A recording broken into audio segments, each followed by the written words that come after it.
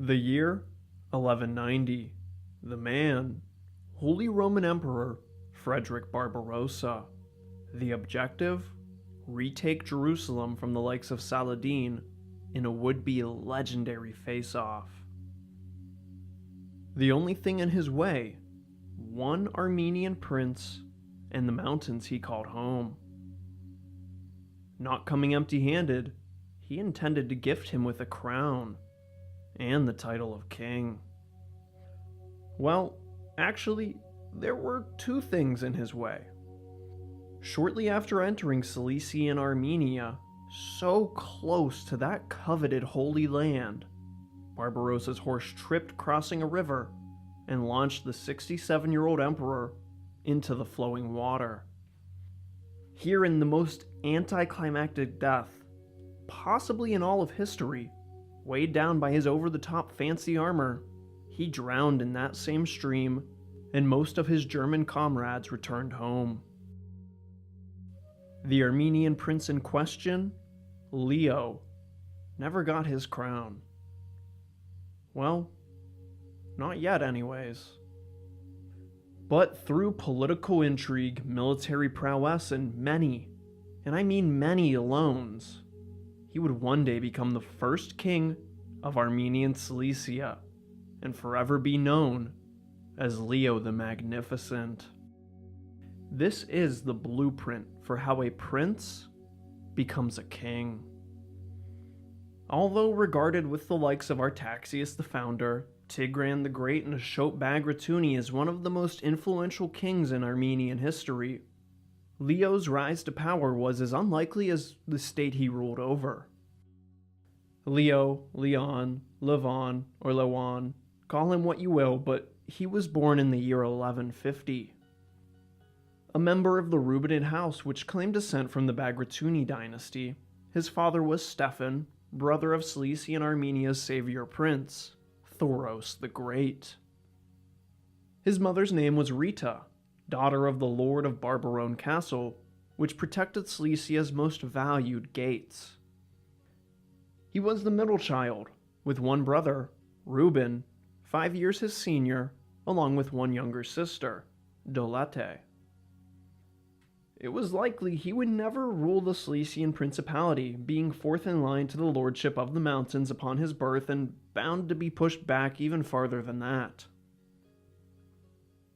The most important event in Leo's youth occurred in 1160, when he was only 10 years old. His father, Stephen, was invited by the Byzantines to negotiate a possible revolt against his own brother Thoros. But like many of his ancestors before him, he was betrayed, and the Byzantines executed him. Not only this, they mutilated his body and left him to be fed to the scavengers. After his rather disturbing end, his 3 children would take up residence in the fortress of Barbarone, under the protection of their maternal uncle. Here they would be safe from any danger, whether that be external or, in this case, internal. Thoros the Great would go on to rule Cilicia for 9 more years, before he himself grew ill and retired his throne to his infant son, and then he became a monk. And that's when all hell broke loose. Leo's uncle Mele converted to Islam, infanticided his young nephew, and stole the throne of Cilicia. He probably would have killed Leo and Reuben too, if not for the protection granted to them by their mother's family castle. For 5 years, Mele's reign of terror continued until eventually his own noblemen assassinated him. With no more Reubenids left to pick from, the line of Stephen was all that remained. Leo's brother was elected to become Prince Reuben III of Cilicia and Armenia, and the former would become his heir. By this point, Leo was 25 years old and his brother 30. The pair were as thick as thieves while also being complete opposites. Lord Reuben III was a diplomat at his core, a far cry from his warrior ancestors who had carved their principality from the mountains themselves. All while Leo was trained in the art of war and made into a proper general. Although in time he would prove an even grander diplomat to his brother, during Reuben's rule he was made to be the brawn to his brains. Leo would first prove his militaristic mind when Prince Reuben instructed him to take out the thorn in Cilicia's side.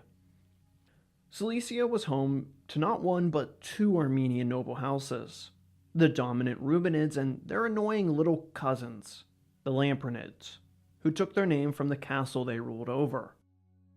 Although the Lamprinids were supposed to be vassals of the Reubenids, they always found a way to ally with their enemies in various attempts to overthrow them. The only thing that saved these treacherous cousins was the impregnable fort of Lampron Castle. No one could take it since they had become its masters. Well, no one yet. The siege of Lampron began in 1183 and continued in perpetuity for the better part of 2 years. Leo had them exactly where he wanted them. The defenders were starving and his siege engines harassed the garrison into demoralization. And just when those Lamprinids were ready to give up, Prince Reuben traveled to Antioch so their prince, Bohemond III, could mediate a peace between the Armenians of Cilicia. Here, Reuben's good nature got the best of him, like his father, and his father before him, and many uncles. The prince was betrayed and arrested by the Crusaders. Little did the Antiochians know just who they were messing with. Acting now as the de facto prince, Leo swiftly ended the siege of Lampron and signed his cousins to become proper vassals. Although he probably should have just killed all of them and ended their nuisance once and for all. Regardless, Leo reared his army around and dove headfirst into Antioch to save his older brother. This renewed Antiochian-Armenian war likely would have continued had it not been for the approach of a much larger threat. Saladin was coming for the Crusader states sooner rather than later, and then it would only be a matter of time before he came for Cilicia too. A peace was strung out for the return of Prince Reuben in 1185. All he had to do was make Leo put his sword down and recognize Antioch as his superior. The treaty was agreed, although only one of the amendments was held up in all seriousness. It would only be another 2 years before Prince Reuben III grew ill, retired his throne, and, in his most important decision, handed the lordship not to one of his 2 daughters, but to the more than proven and now Prince Leo, who would become Leo II after his grandfather. Reuben would die shortly after this, although overlooked when compared to the likes of his soon-to-be magnificent brother. He really set him up for success, at least on the diplomatic stage.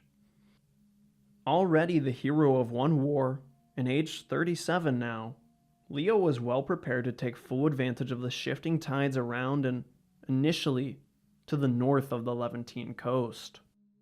Days, yes, days after crowned as the 10th Lord of the Mountains, the Rum Sultanate, after conquering the Byzantine coast directly neighboring Cilicia, thought they could do the same to the Armenians of the Mediterranean. Sultan Kilija Arslan II thought he would be the hammer to Saladin's anvil, but that hammer bounced back at him and smacked him right in the fucking forehead. Prince Leo repelled the Rum Turks, but did not stop there. Going on the offensive, the Armenians retook the coast all the way to the mouth of the Salif River, and even a small distance west of it. Soon after, Leo went straight for the Rum heartland. He conquered the city of Isauria, looted it, then went to cut the head off the snake, besieging his enemy's capital of Iconium, but soon abandoning this overconfident position, Leo went for more low-hanging fruit. Going to the city of Heraclea, to the east, he took it easily and held the city and all its inhabitants for ransom, which was dutifully paid by Kilija Arslan. Returning home, he utterly juked the Rum Turks by marching directly north and unexpectedly striking Caesarea, modern-day Kayseri.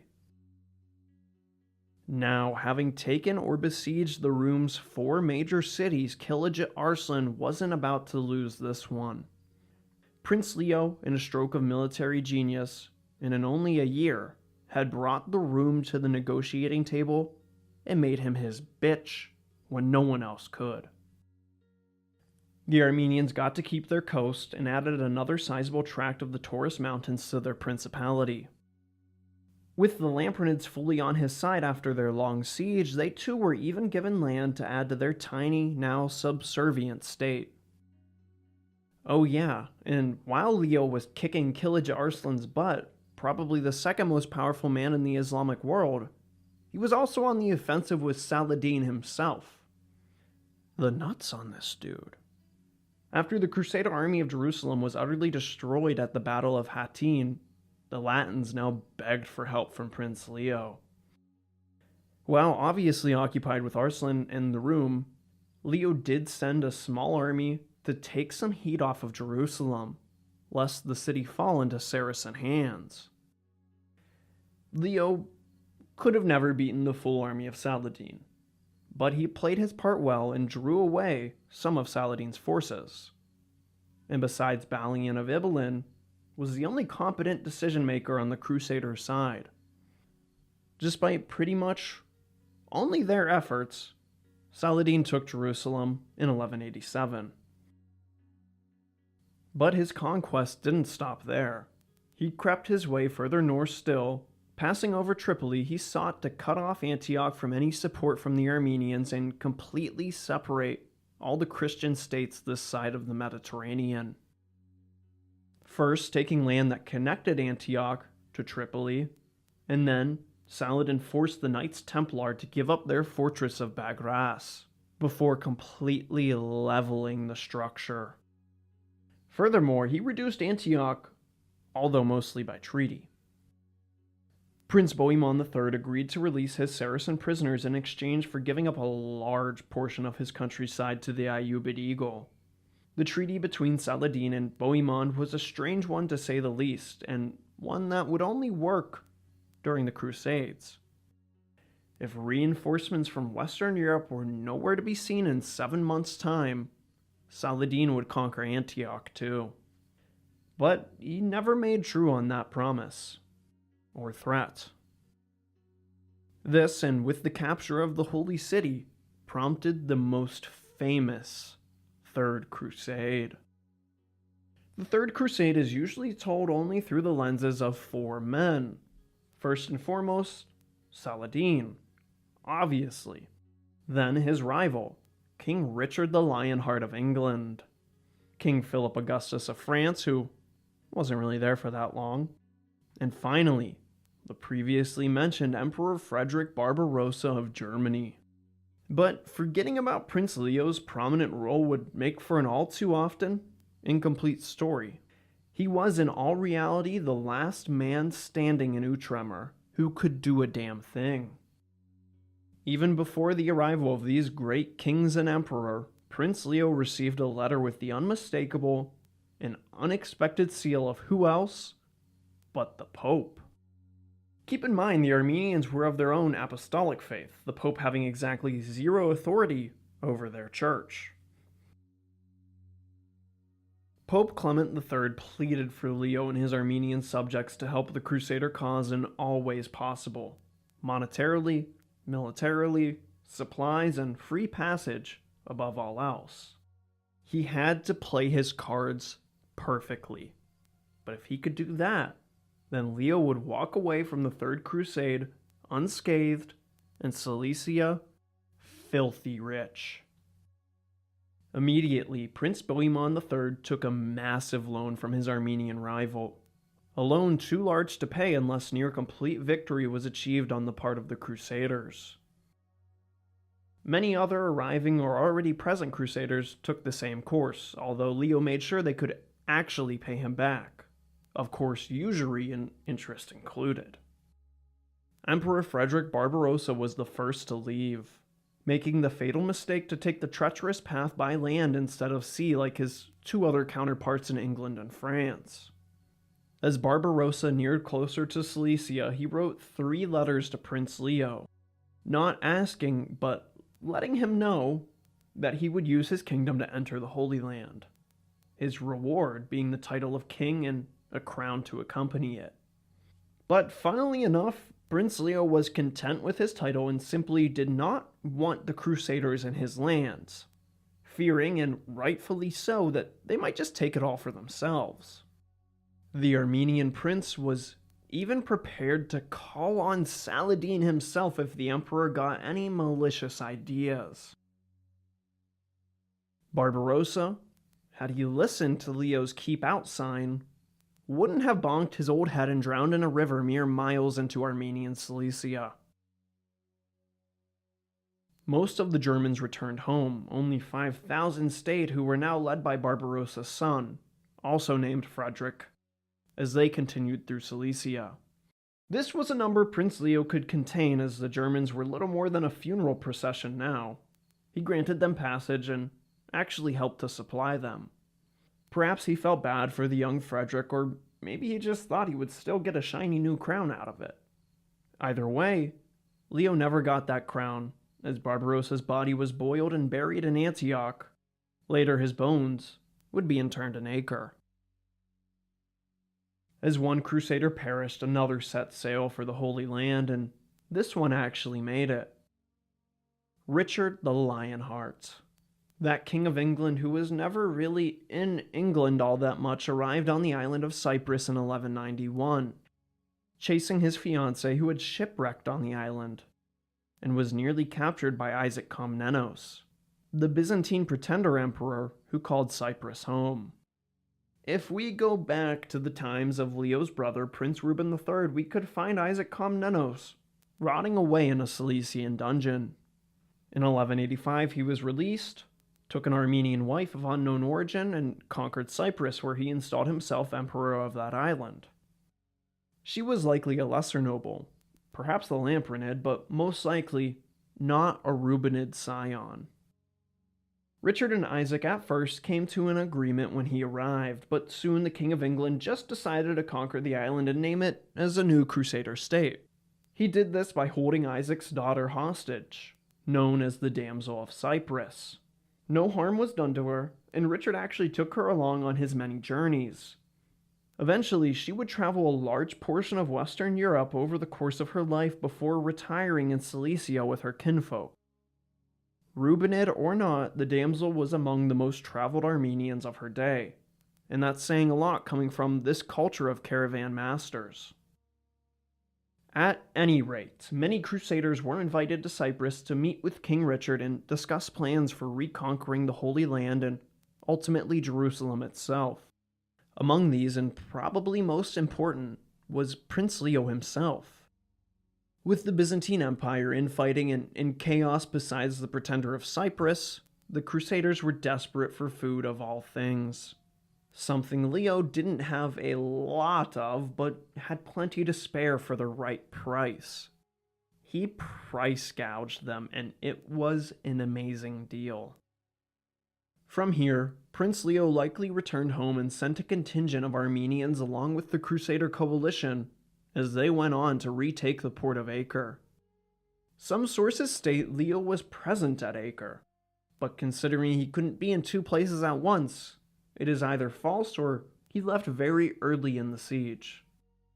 Although the Armenians had contributed soldiers to the Third Crusade, one notable absence was soldiers from Antioch. Hoping to simply escape more of Saladin's wrath and the promise he had made to him, Bohemond III did arrive at Acre, but brought no soldiers along with him. To make matters worse, the Prince of Antioch defaulted on his massive loan imposed on him by Prince Leo. And this was the last time Prince Leo would play friendly with the Crusader state of Antioch. This was of course all part of the plan and all the pretext Leo needed to take the land that Antioch had lost to Saladin that previously connected the 2 principalities. The old and now ruined Templar stronghold of Bagras was easily conquered with Saladin more than occupied an acre.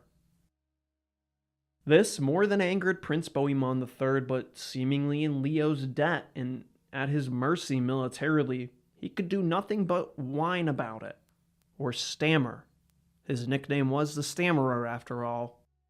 With Cilicia reconnected to Antioch, the time had come to set Prince Leo's long revenge plan into motion. In an act that is all too familiar to the Armenian princes of Cilicia, Leo invited his Antiochian counterpart to negotiations at Bagras Castle in 1192. Upon arriving, Bohemond was ambushed and taken prisoner, just as Bohemond had done unto Leo's brother Prince Reuben all those years ago. Revenge! At last! After 3 princes of Armenia, numerous sons were betrayed in this same manner. Some, multiple times, Leo had finally flipped the tables and started playing on that same dirty level as everyone else. Antioch was thrown into utter chaos upon learning of Bohemond's capture. His son Raymond, the Count of Tripoli, came north to settle the city down, but could do nothing but negotiate for his father's safe return. Leo wanted only one thing. Everything. He was going to get Antioch, or Bohemond was going to die a prisoner in Cis. And that was that. Leo, with his magnificent wealth, had bribed much of the Antiochian aristocracy, and the other half were simply fearful of Saladin and looking for a proper protector in Cilicia. Not to mention, Leo had Bohemond's own wife on his side. Nice. After 2 years as a captive in Cilicia, Bohemond III finally came to his senses and surrendered the city and principality to the Armenians. After decades of on and off conflict with their Latin neighbor, the Armenians had finally beaten the Crusaders of the Alexandretta Bay. Prince Leo sent one of his loyal noblemen along with an army to claim his prize in 1194. The Armenians entered the city, and for exactly 5 minutes, Cilicia owned Antioch. Then, an Armenian soldier made a joke. Approaching a church dedicated to one Saint Hilary, he started a riot with one offhand comment. It's unknown what he said, but I have my theories. First of all, Saint Hilary was a dude, so that's kind of a given. Second, his Latin name was literally hilarious. It was hilarious. That was definitely it. And come on, that is funny. But the Antiochians, who were mostly Greek and Latin, did not find this hilarious at all, and the citizenry snapped into a riot. They probably asked that poor soldier what was so hilarious now before smashing his head in and forcing the Armenians, who were all but handed the city, out of Antioch. From here, the old Antiochian nobility was practically ousted, and a commune was set up. Led still by Raymond, son of Bohemond, this commune was made up of the patriarch of the city, and of all people, Genoese, Pisans, and Greek merchants. The commune of Antioch did not care about the Crusades. All they cared about was keeping all the lucrative trade from being completely dominated by the Armenians. Finally, the Latins showed their true colors in a direct manner. I'm just glad somebody finally fucking said, yes, I'm not here for religious reasons, just cold hard cash. With Bohemond III still captive, Leo waited for a new deal to be made. He wasn't getting Antioch back from the new Merchant Republic, so he took a less direct and more long-term route to claiming Antioch for him or his family. It took the King of Jerusalem, who, keep in mind, never held Jerusalem, to finally stop the bickering. In the following peace treaty, Leo would keep Bagras Castle, Bohemond would be returned. Neither ruler would have suzerainty over the other, but most important was the marriages. Leo would take his first wife at 45 years old, which is seriously unheard of in this time period, marrying the sister of Bohemond's wife, thus making them in-laws. But above all else, Bohemond's son and successor Raymond of Tripoli would marry Lady Alice of Tyrone, the daughter of Reuben III and niece of Prince Leo. He had no children, and if he did now, that child, if a boy, would eventually be Prince of Antioch and Tripoli. And if Leo had no sons, he would take Cilicia as well. That would combine practically all that was left of the Crusader states. This was about to be an Armenian takeover if some babies started popping out. With all this drama going on, Leo, ever the multitasker, was still conducting more campaigns when opportunities presented themselves against his Islamic neighbors. The Rum Sultan Kilija Arslan II died, so Prince Leo had a field day taking their coastal lands all the way to the now much more friendlier faces of the Byzantine Empire, who were once Armenian Cilicia's public enemy number one. He also expanded some in the north and ransomed even more cities for hefty prices. With all this extra gold Leo just had laying about, he started building a whole bunch of forts to encapsulate the Taurus Mountains and his provinces as a whole, turning Cilicia into an uncrackable safe. When Saladin died in 1193, his successors in Syria, like the Rum, were also infighting, so he took a much smaller portion of land from them with nearly no resistance, as the population around Mirage was already predominantly Armenian anyways. By this point, this was the largest Armenian Cilicia had ever been, and Leo wasn't even done yet. In 1196, Leo would welcome his first child, one Stephanie of Armenia. More importantly, Count Raymond of Tripoli would die, but not before impregnating his Rubenid wife. After his death, Alice would give birth to a son and name him Raymond Rupin, showing the soon-to-be Armenian Antiochian connection. Prince Bohemond of Antioch knew what would happen upon his death. His rival Leo had him right where he wanted him, and all of it by legal right. So Bohemond simply exiled Raymond Rupin and Lady Alice back to their uncle in Cilicia. This was a clear break of the previously agreed upon treaty, as Bohemond's next oldest son was declared his heir. If he couldn't take Antioch in a gentle manner, Leo would just have to take it by force. Now, with the claim of Raymond Rupin, there was no one who could stop him.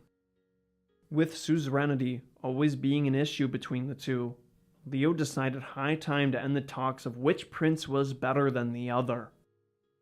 Perhaps Frederick Barbarossa was right all along. Perhaps Prince Leo was always meant to be a king.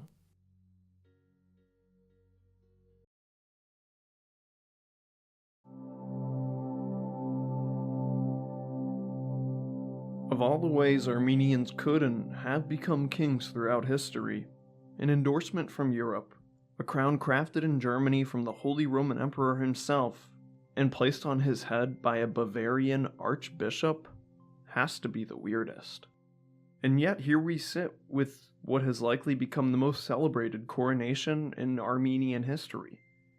There had been no king for over 150 years inside or outside of the Armenian homeland. The Armenians were now no longer occupiers of Cilicia and the Taurus Mountains, but kings of it. This Armenian experiment in Cilicia had turned into a second chance for a homeland. No longer were they lords of the mountains, but kings of them. Prince Leo, who had ruled in that manner for over a decade and in that short time expanded Cilicia Armenia to its largest extent with a reputation to match that, was now crowned as its first king. With new, heavier titles, there often come refreshed ambitions, new peaks to reach, less room for error, and war on the horizon. Having warred against and captured Antioch for a very short time previously, King Leo, with the rightful claim of his nephew, Raymond Rupin, and his Antiochian birthright, intended to make vassals of these ever-troublesome Latin princes. War was on the horizon in the northern Levantine, one that would plunge the entire region into chaos for over 2 decades. and long-term impacts for decades to come after that.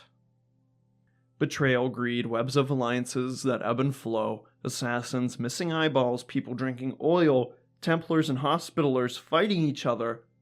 I'm telling you, this story does have it all.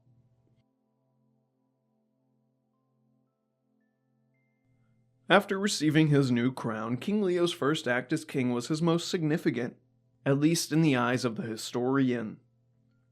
To celebrate his crowning as king, Leo started the construction of Achner Monastery. This religious complex of 3 separate cathedrals would become the cultural beacon for people who were far away from home. This was a new 1001 churches of Ani, all in one gigantic campus. Armenia's greatest religious and scientific minds gathered here, and here they compiled their histories. They told the story of how the Armenians got here, in this corner of mountains. And to this present day, the manuscripts there are the only reason I can make this video, and many other videos on Armenia. For the most part, they're all beautifully preserved in the library of Achner. While the withering of years and rains and earthquakes have closed the monastery itself after more than 800 years in use, the knowledge it holds and has protected for centuries is beyond priceless. The complex was completed quickly, in a short 4 years after Leo's coronation. It, more than anything, symbolized Cilicia's golden age, enjoyed under the banner of their first king. While Leo was funding a cultural renaissance in his corner of the Middle East, he didn't become king just to sit around on the same lands he had already owned. He intended to add some more jewels to his crown. You'll find throughout history that some monarchs are just obsessed with conquering a specific people, country, person, or in this case, a city. Hannibal was obsessed with burning Rome. Alexander had chased Darius across the known world. The Hammer of the Scots had the nickname for a reason. And King Leo? Well, he was downright obsessed with capturing the city of Antioch. And, could you blame him? With a port only 20 miles away, it was the first target for the Crusaders and held a religious and strategic advantage at the Bay of Alexandretta. An advantage that would only protect Cilicia further by holding. Cis appeared as a fort on 2 hills where Antioch was a city of stone and steeples, coveted by all and all willing to do just about anything to covet it. The War of the Antiochian Succession was something that was always a probability after the untimely death of Antioch's heir, Raymond IV, Count of Tripoli and soon to succeed his father as the Prince of Antioch. Raymond IV was married to King Leo's niece through his late brother, Lady Alice of Tyrone. While Lady Alice was still pregnant with the Count's child, he died, and a few months later Raymond, he would now inherit, as Raymond V of Tripoli, or Raymond II of Antioch. But upon birth, his own grandfather and King Leo's arch-nemesis, Prince Bohemond III, disinherited Raymond and exiled he and his mother back to Cilicia. By law, Raymond Reuben was supposed to inherit Antioch, Tripoli, and Cilicia and practically unite the Crusader and Armenians, barring the Kingdom of Jerusalem itself. But as we will see, after 20 years of exhausting and demoralizing warfare, Raymond Reuben would end up with nothing. The war that would last the rest of Leo's reign as king, which is just crazy to say, would begin any day now. They only waited for a single death in Antioch that would send all the dominoes crashing down. Mysteriously, it only took 2 years after the coronation for Prince Bohemond III to drop dead, in a time where the Hashashim, the Order of Assassins, was becoming more influential and ever more daring with their targets. Perhaps King Leo paid the assassins. He certainly had enough money to cover the bill. Or maybe the assassins had Bohemond in their crosshairs for a while, which might just be even more believable.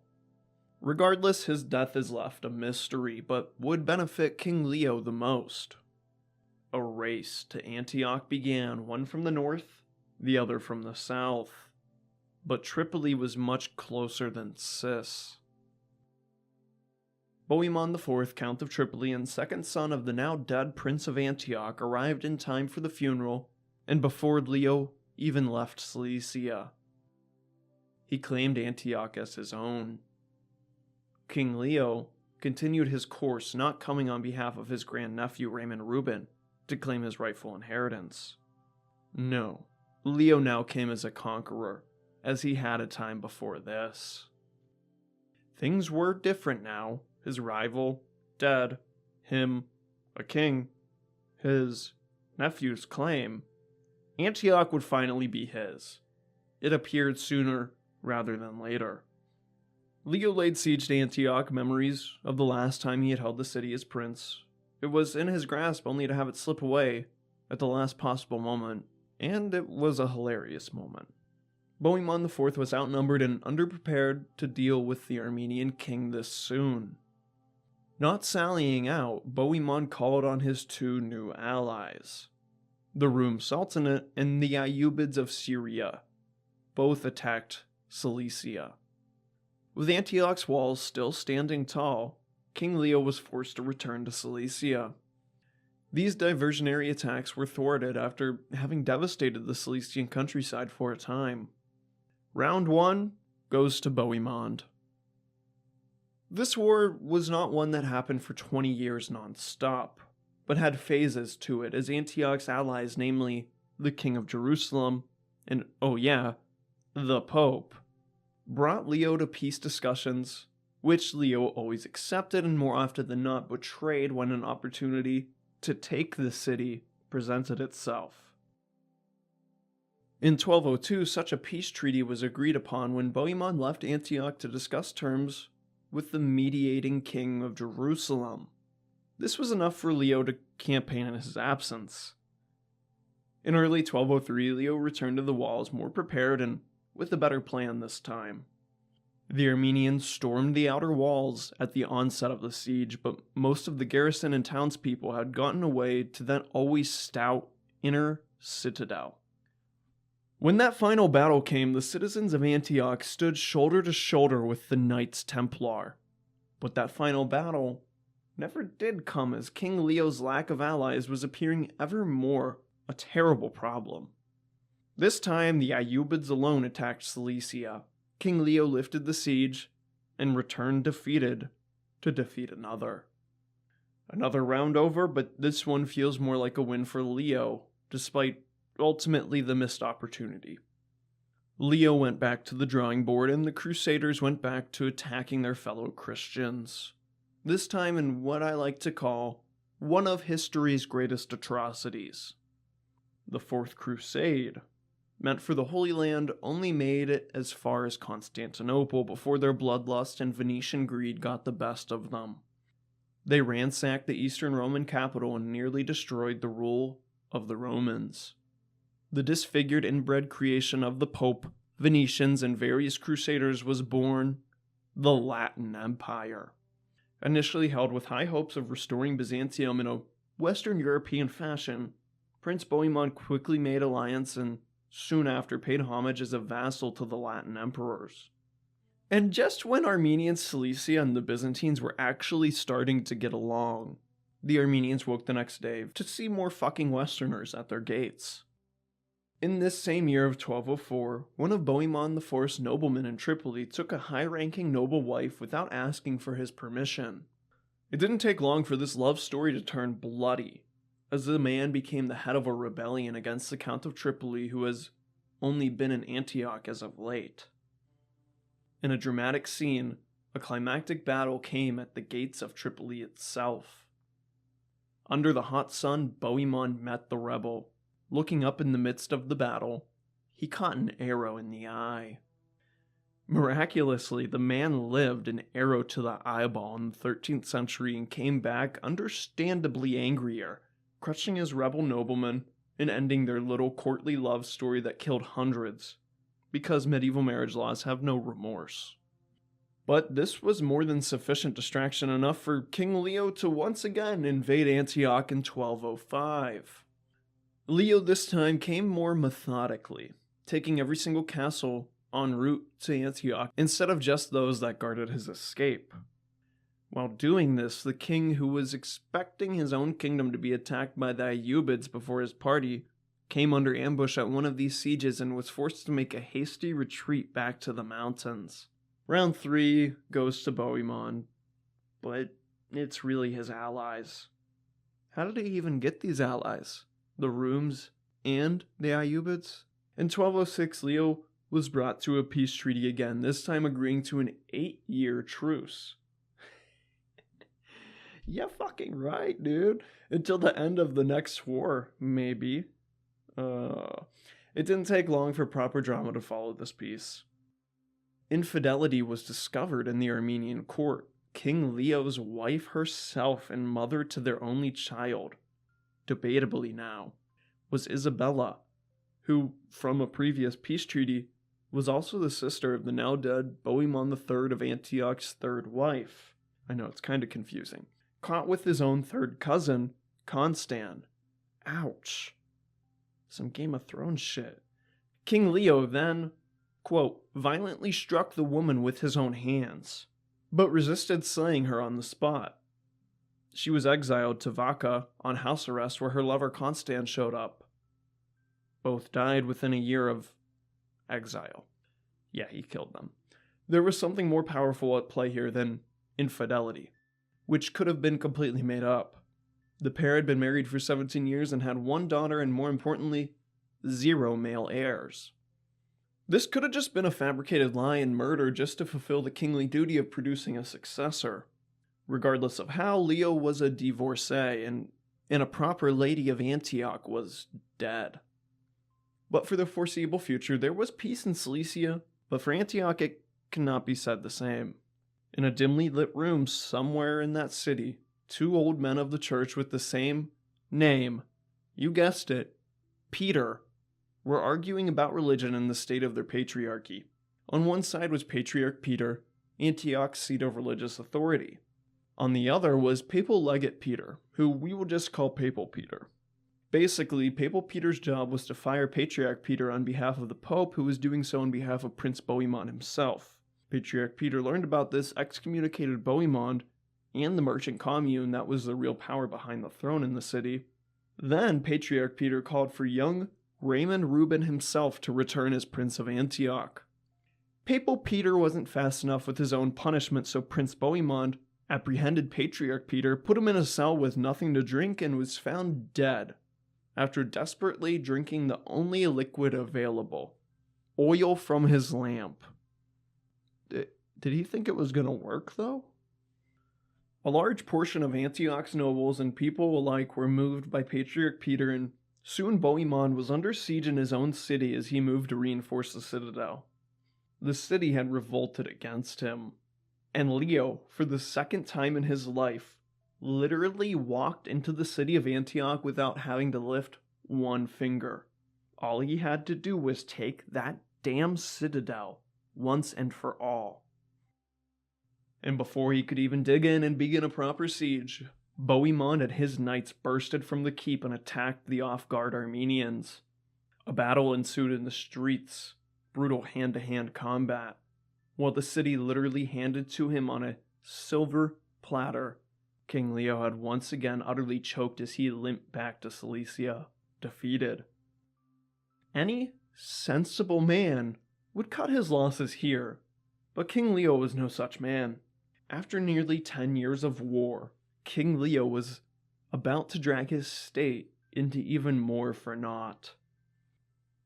After Salah ad-Din, the Ayyubid dynasty and his 17 sons bickered over the inheritance until there was one sultan in Egypt and one in Syria. The Crusader states in Cilicia being as much a boundary and war zone as any to call a border between the 2 Ayyubid branches. Antioch was allied to Syria, but this had brought them their very own attack from Egypt. Salah ad-Din's own much younger brother had come to power by this point after some unscrupulous family affairs. The similarly named Safad-Din. Much like his brother in many ways, but not quite as memorable for whatever reason. I find him interesting. Safad-Din invaded Antioch in 1208, and I didn't bother to look up why, because at this point I don't need to. Did Safavian have to look for a reason to invade Antioch? No. Leo needed no justification either to invade Antioch, but violated the 8-year peace treaty in 2 years. From the north alongside, but never meeting with Sultan Safavian or his Egyptian army. With Jerusalem assisting on the Egyptian front, Bohemond simply pulled a name out of his hat of off-brand superhero allies, and this time chose Rum Sultan Kaikous to distract Leo. Seriously, this guy's only fought twice, and he lost a goddamn eyeball in one of them. As expected, Leo returned from Antioch before his opponent had a chance of making much headway in his own country. As the war for Antioch raged into its second decade, and with this religious tone newly added by our Peter fight, the Patriarch of Jerusalem took his turn at bringing King Leo to the peace table. Finally, Leo was forced to give back the very thing that started this conflict in the first place, the old Templar stronghold on the Antiochian Armenian border, Bagras Fortress. Only King Leo did not return it back to the correct owners per se. Instead of handing over the fort to the Knights Templar, he gave it to the same group who had crowned him in the first place, the German Knights of the Teutonic Order. Even when Leo concedes, he always leaves a twist his enemies must scramble through in a brand new player in the region that would make for a fine ally now. It wouldn't end up that way, but the Teutons would never really side with the Armenians unless they were fighting Muslims. In the same year, perhaps at these same peace discussions, Raymond Reuben would find his first wife. There's only one problem with that. She was already married. I'm not sure if this is true, because only one gossipy kind of note survives that was sent to the Pope giving details to what exactly transpired.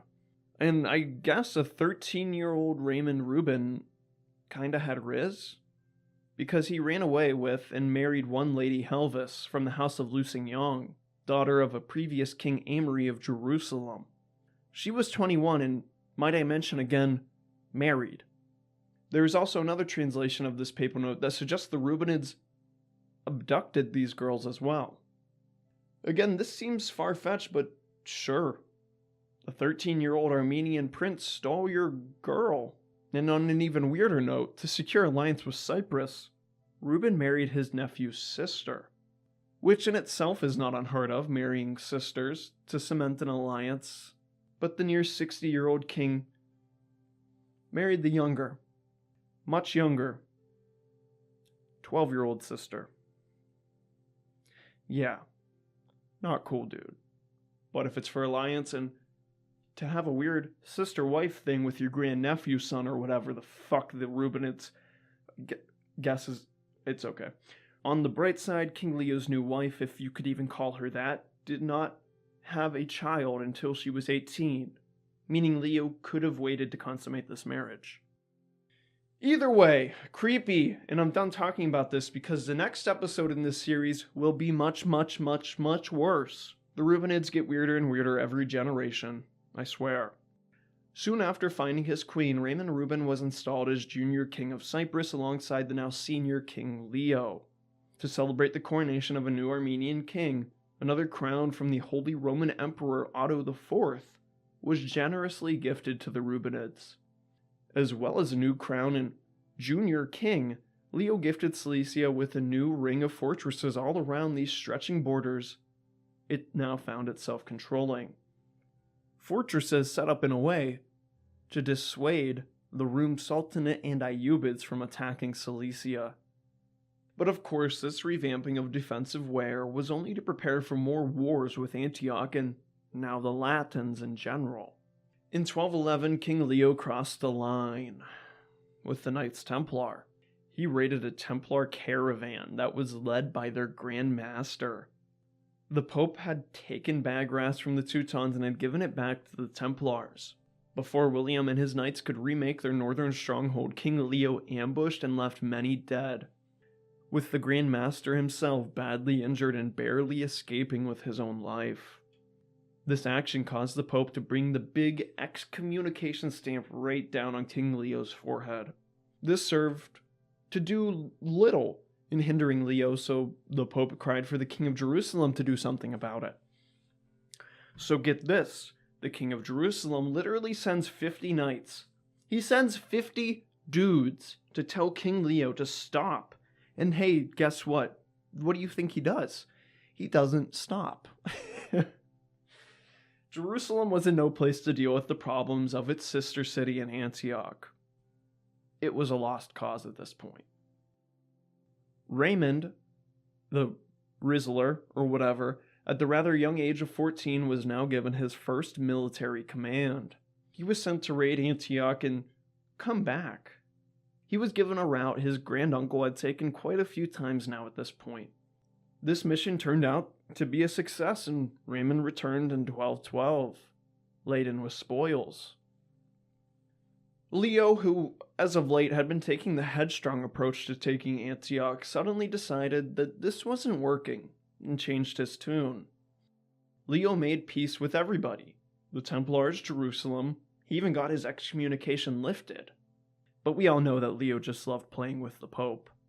From my observations, I just think Leo was really fucking tired of trying and failing to take Antioch and was simply trying every avenue possible to achieve his goal. Just like another group who was willing to do just about anything.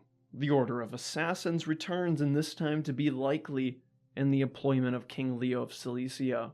This time we know for sure that the assassins killed Prince Bohemon's eldest son, who was coincidentally also named Raymond.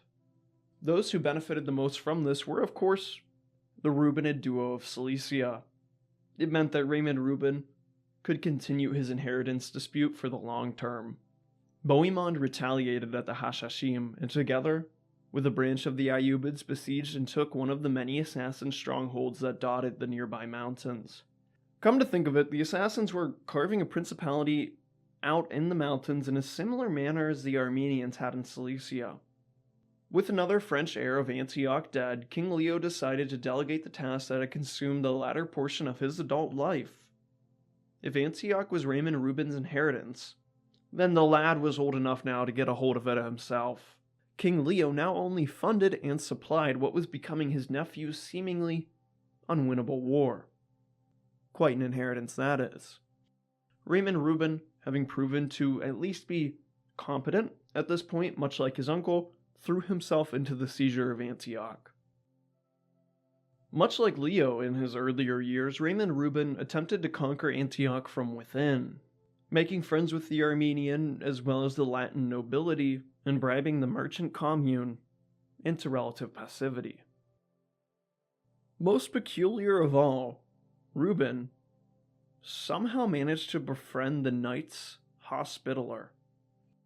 I don't know how exactly this happened, with my only guess basically being that the Templars and Hospitallers hated each other so much that they were willing to look for allies outside of their own religion, just to spite their own rival order. Or maybe Raymond Ruben was pretending to be a Catholic. But an Armenian having the Hospitallers on his side just sounds crazy, like a fever dream. Furthermore, King Leo cemented an alliance of his own, marrying his only child Stephanie to the King of Jerusalem himself, John of Brienne. But King Leo was only willing to give his one child away because his second was already on the way. Another girl, Isabella, who was the name of his first wife that he hit and likely murdered, would be born in 1215, and the succession was still set to go to Raymond Ruben. Like his only brother, these two last male Rubenids only had 2 daughters, thereby sealing the dynasty, if it had not been for Raymond Ruben. If you don't count that as a new dynasty, which I don't personally, because his original dynasty disinherited him at birth. It only took Prince Raymond Ruben 2 years to get his affairs straight in Antioch for him to attempt his own coup. The exiled prince returned to his crusader state in 1216. Despite the rather persistent threat to the city of Antioch posed by the Armenians, Bohemond IV had been Count of Tripoli since he was a boy, and he preferred to stay there if he could, and especially during the winter. It had almost been a year since Bohemond had left for Tripoli, With no sure sign of him returning anytime soon, the Rubenids struck. Both Raymond Reuben and King Leo entered the city of Antioch on Valentine's Day night. The gates opened upon their arrival, for the third time, by an alliance of the local Armenian nobility and the city's charter of Knights Hospitaller. Despite having practical control of most of the city's swords, the Knights Templar resisted, and once again held the seemingly unbreachable inner fortress. After surrendering, the Templars were granted life and remained in their own Antiochian charter. And like always, every time Antioch came even under the slightest threat, Cilicia would be looted by an Ayyubid or a Rum Sultan. Like clockwork, this time the Rum began looting. Not only this, but they were actively taking forts this time around. King Leo's brand new forts would be in the enemy's hands now, but it was all worth it, because now his heir would finally claim his own unique birthright and become Antioch's first proper Armenian prince. Like his previous coronation and Leo's as king before that, a Catholic would lead his coronation ceremony as Raymond Reuben was finally crowned as Prince Raymond II of Antioch. And now, with the home country under the rule of the Georgians and their Zaccharid vassals, or the Ayyubids, Antioch joined Cilicia as the only independent Armenian state in the world. So of course, what else would they do now besides try to kill each other? Because Armenia. As the Rum attacked Cilicia, most of Leo's forces were in Antioch. He wanted to return to defend his lands. Raymond Reuben did not want him to leave, and having already claimed one inheritance, got too eager to claim the other. What if old Uncle Leo had a son? What if he found another child to give Cilicia to? Raymond Reuben ordered his loyalists in Antioch to arrest his granduncle that he owed his entire life to. But now that the Armenians ruled the city, they were introduced into the politics and whispers at this particular court. Word got around, eventually falling on Templar ears.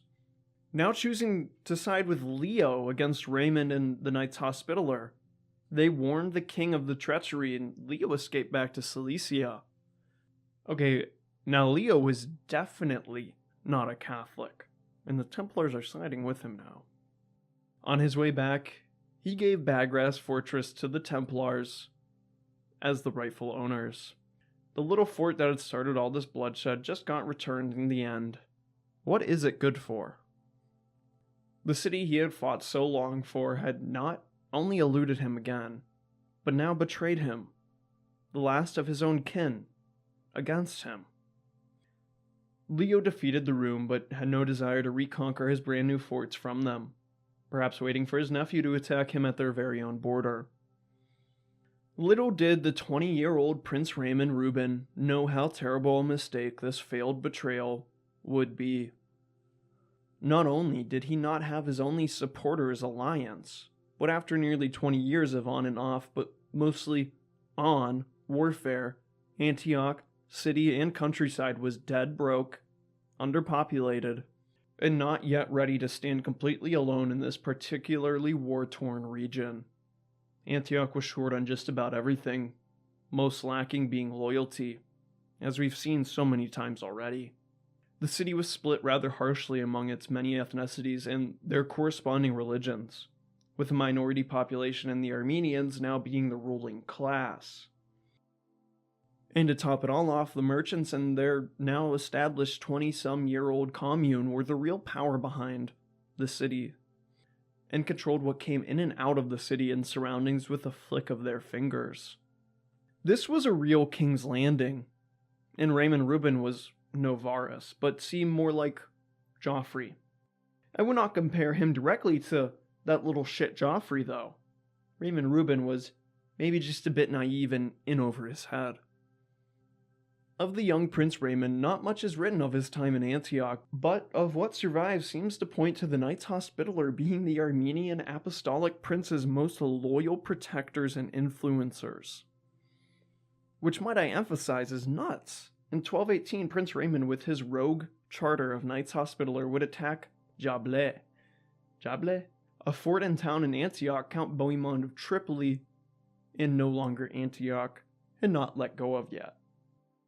Despite finding success, this micro-campaign was enough to completely exhaust Antioch. The Principality hadn't gone on their own offensive for more than a decade, and Raymond had just figured out why. They simply couldn't. He just broke them. Antioch needed Tripoli or Cilicia to function as a full state.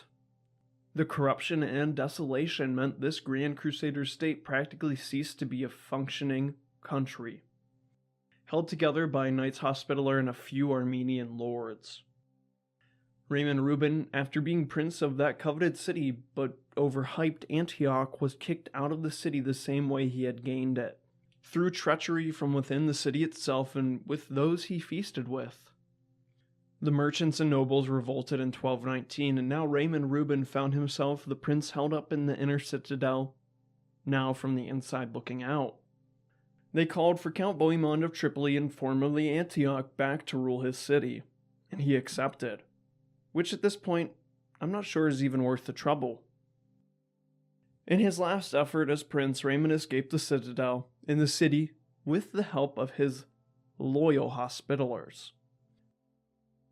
Raymond returned twice to the same place, that exiled Prince of Antioch, to his uncle's homeland of Cilicia. Surprisingly, he wasn't arrested, nor cut down on the spot for betrayal. Instead, he was brought back to the royal court where he had grown up. He arrived just in time to see his 69-year-old uncle on his deathbed. Aged King Leo's last mistake was his ultimate decision with his nephew Raymond Reuben, and that was simply disinheritance from the Cilician throne and anything Leo owned. King Leo, who probably had a major soft spot for Raymond Reuben, chose not to kill him, but could not bear to make him king after his unfaithfulness. Those were the only two correct answers: kill him or crown him, and he did neither. Maybe he had his reasons. Maybe Raymond Reuben was a little shit like Geoffrey.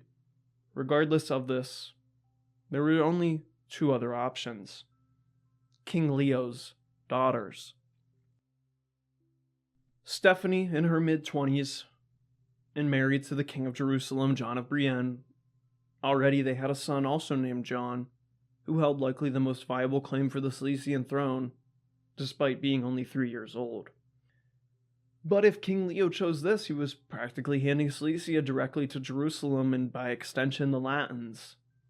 Left with no other option for succession, the 69-year-old did something so drastic I can't decide if he's a genius or utterly mad.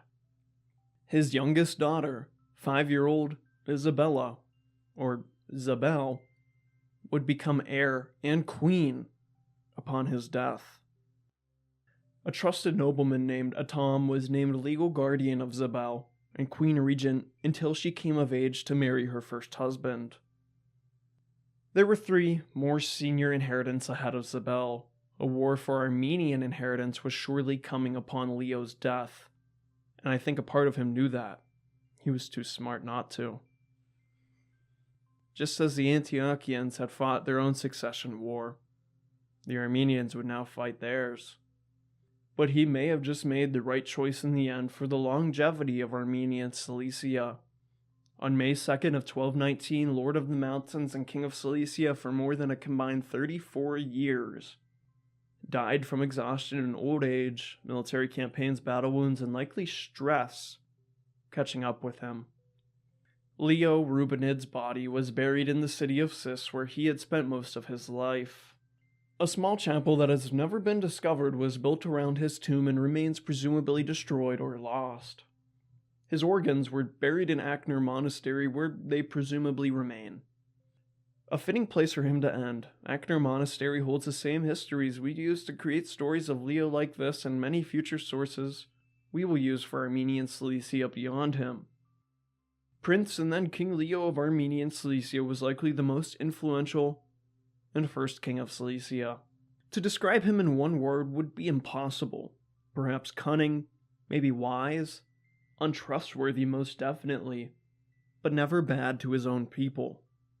King Leo was a warrior and brave, sure, but it took him more than 20 years to get Antioch for likely only a few hours total. There's so many ways to describe King Leo that perhaps the only real way is to call him the Magnificent, and just be done with it. Prince Leo made a kingdom, and King Leo conquered princes and sultans and all this expanding Cilicia to its largest territorial extent, past or present. Before the War of Antiochian Succession was truly underway, Leo had created a golden age for Armenian Cilicia. Many of the country's largest monasteries, fortresses, and new coastal trading cities strung out along the western coast and on islands just offshore. On top of playing with the Knights Templar, Leo also may have created his own Armenian knightly order called the Order of St. Blaise, but it's unknown how much influence this secret order truly had. If King Leo seems almost hypocritical, it may just be our two main sources on the guy bickering with each other. On one pro-Rubenid side, there was Vahram of Edessa, who wrote much later, and on the other, pro-Hetumid side, was Sempad the Constable, whose own younger brother would soon take center stage.